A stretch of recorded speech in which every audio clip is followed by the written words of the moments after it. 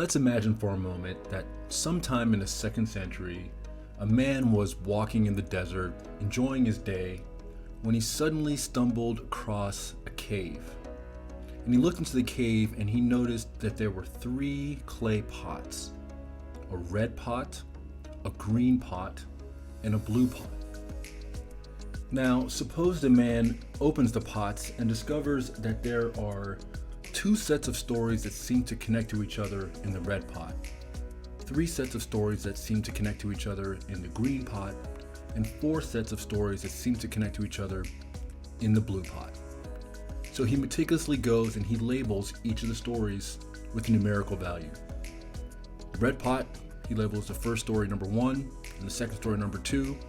He does the same for the 3 in the green pot and the same for the 4 in the blue pot. And then he notices that story 1 is the same basically in text and word order in each of the 3 pots. Story 2 is the same basically in text and word order in each of the 3 pots. Similar for story 3 in the green and the blue pot, and then story 4 only appears in the blue pot. So at this point, what could the man say about his discovery? 1, there's a large amount of shared material between the 3 pots. 2, much of the shared material uses identical wording. And 3, a majority of the shared stories appear in the same order. So at this point, it would be fair to conclude that there is some type of literary dependence between the stories in the 3 pots. That would be a reasonable assumption. Now, with the assumption that there was a literary dependence, we can safely presume that there was copy. But this presents us with a problem. Not a problem in the sense that there's something wrong with the text per se, but more like a puzzle to be put together or a logic game to be solved. And the questions are, who copied whom? And perhaps more importantly, who was first? If it's not already clear, what I've just described is a simple example of what biblical scholars refer to as the synoptic problem.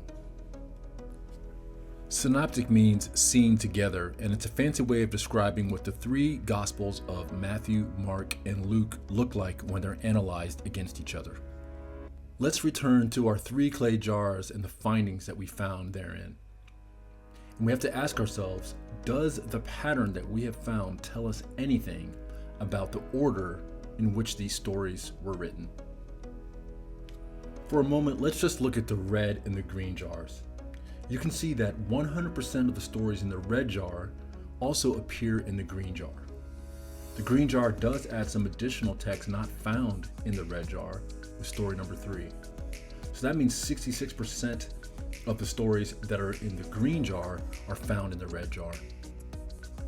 So of course, that must mean that the red text must have been first and the text in the green jar were copied from those in the red jar, right? Of course not. That's a fallacious argument. This observation tells us absolutely nothing whatsoever about the order in which those texts were written. So why then do modern scholars continue to use this argument as part of their basis for Markan priority? What do I mean by that? Let's look at an example. In this Myth Vision podcast from YouTube, we have Professor Ian Mills, who holds a PhD in religion from Duke University. Although I'm not sure of his exact doctoral status at the time of this 2021 video, but suffice it to say that his position is representative of the most up-to-date modern scholarly position on the issue of Markan priority. Here's what he says about Markan priority. What is Markan priority and why does it matter? Markan priority is probably the least controversial claim in New Testament scholarship. So it's a hugely important thing that is really not controversial in scholarship and has been established on all sorts of lines of evidence as close as we can get to a consensus in New Testament studies. And that is that Mark, of the Gospels that survive, Mark was the first Gospel written. And Matthew and Luke used Mark in writing their Gospels. So that's about as clear as you can get. All he has to do right now is explain to us how the scholars arrived at such a consensus. Let's hear what he has to say. Let's do the literary relationship and documentary evidence first, evidence for a documentary solution first, which is quite simple. 660 verses in Mark, 600 of them are taken over, the wording is taken over into Matthew. 90% of Mark shows up, of Mark's words show up in Matthew. It's actually 77% of the actual word gets pulled over because, of course, Matthew sometimes substitutes a synonym. Okay. But of the verses, 90% of them get carried over. So what we have here is basically our clay jar example, with the red jar being Mark and the green jar being Matthew. And as we saw previously, just looking at this alone tells us absolutely nothing about order, and to try to argue otherwise would be fallacious. Now, to be fair, Professor Mills does not base his case on this argument, but many other scholars do. That is, they hear this argument and don't realize the subtlety that lies within it. Professor Mills is not arguing that this proves priority one way or the other. All this really shows is that there's a literary dependence. So let's continue. But why not opposite direction, right? Why not? Why are scholars so convinced that Matthew is reading Mark and not Mark reading Matthew? Right. Bunch of different lines of interpretation. There are a bunch of different lines of argument favor this solution. One is the redaction profile of the evangelists. Seems a little bit weird, but let me explain what I mean. If Mark is copying out of Matthew, what changes does he make? He omits the nativity, the miraculous birth of Jesus. He deletes the resurrection accounts. He takes Jesus saying, "I won't heal you because you lack faith," and says, "I cannot heal you because you lack faith." There are a few more examples given, but for the gist of this discussion, we'll focus on these. I encourage you to go back and listen to the entire podcast for yourself if you want to get all of the details. But let's recap. The core question here is, why would Mark, writing after Matthew and or Luke, cut out so much, such as the nativity, the resurrection accounts, and the Lord's Prayer? The clear presumption here is that a later gospel writer would not cut these things out. In a later video, we'll discuss why this argument is not only reversible, but it's not accurate. For one quick example, let's turn to the Gospel of John, which most modern scholars agree was the last gospel written. John excludes much of the same information, such as the nativity and also the Lord's Prayer. Yes, John is not considered to be a synoptic gospel, and scholars differ as to whether John was even aware of the synoptic gospels when that gospel was written. But the point is that if this was such an important part of the tradition of the church by the time John was writing, why did John also exclude the same information? Whatever justifications can be made for John can also be made for Mark, and that's the point. We also know that there's text that's added in Mark that's not present in either the Gospel of Matthew and or Luke. So all this really tells us is that many of these arguments are reversible.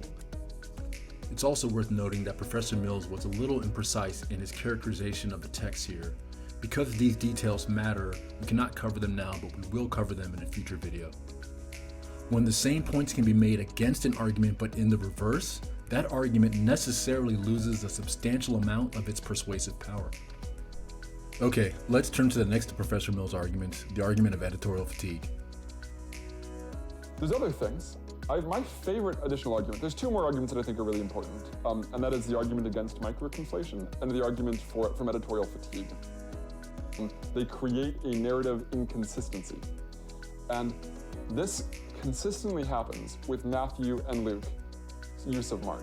That is, Matthew and Luke will make a characteristic change to Mark and then lapse back into Mark's verbatim wording, thereby producing an inconsistency. Another argument for Mark Goodacre, fatigue in the synoptics.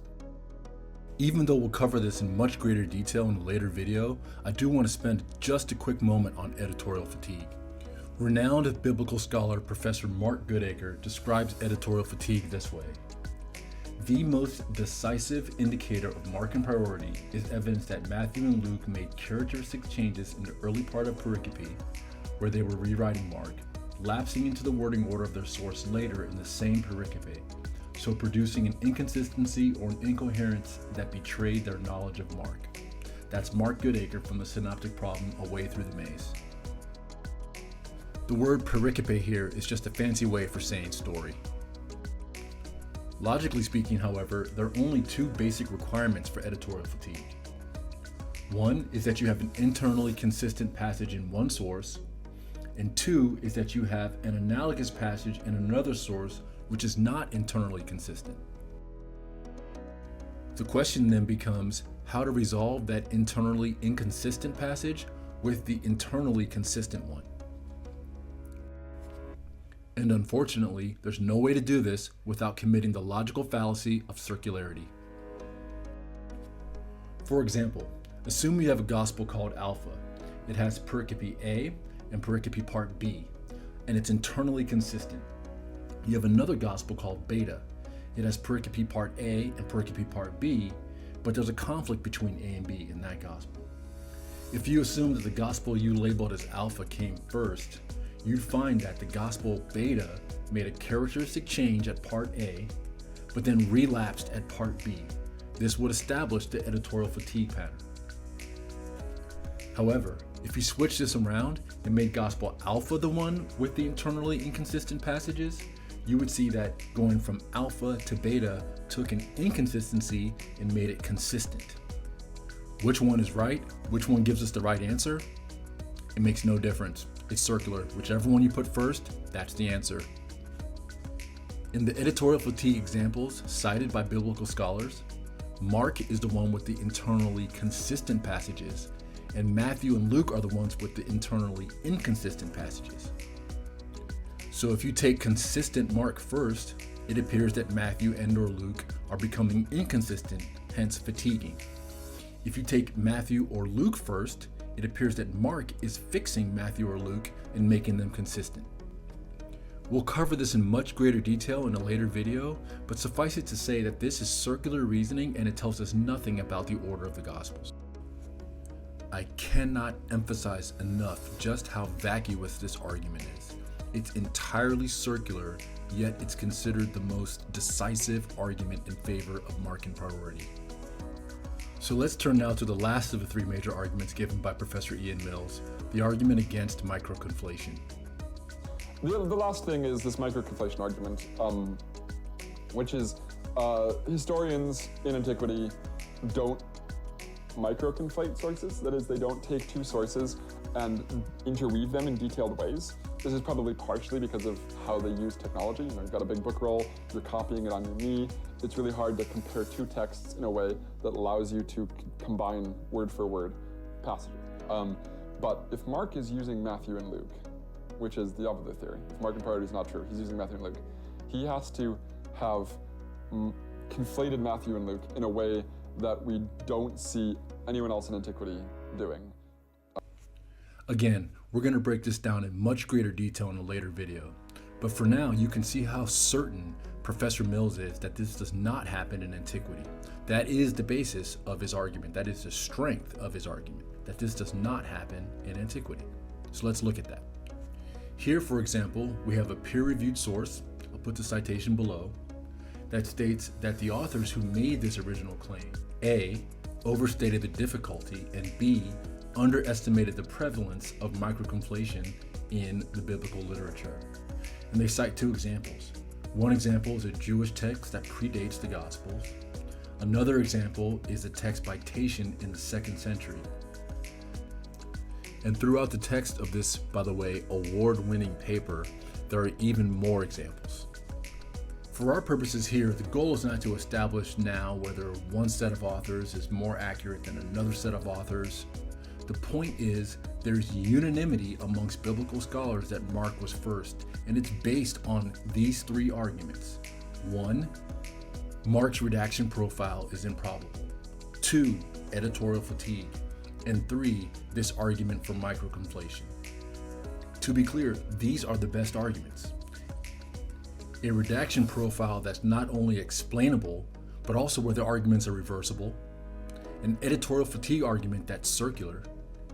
And a microconflation argument that is at best contested, if not outright discredited. But there's one more point, one more issue that's even bigger than the three we just discussed. And that is that all the known historical sources, every single one, places Matthew ahead of Mark. This is across multiple traditions without a shred of disagreement, ever. For reference, here's a quick list below, but we'll discuss these in much greater detail, you guessed it, in a later video. But here's what you need to know now. This amount of harmonious attestation is rare in antiquity, let alone biblical scholarship. And a core principle of the logical scientific analysis we'll be undertaking is that we cannot ignore evidence. So, following first historical principles, Matthew is first, unless there is A, a valid reason to discredit the historical sources, or B, new evidence that forces us to reject historical sources despite their unanimity. I don't want you to decide now. Rather, as we go through our multi-part in-depth analysis and look at all the evidence in detail, I want you to continuously ask yourselves, how compelling is the evidence being used to knock us off the default historical view that Matthew was first? So what's next? Over a multi-part series, we're going to go through the arguments for and against Markan Priority in great detail, starting from the history of the argument all the way through to the present. And we're going to do this using a scientific method and logical reasoning. If this sounds interesting to you, stick around. You can also read much of this analysis on my blog at www.apologica.com. And if this really gets your juices flowing, please go ahead and like and subscribe. Thanks.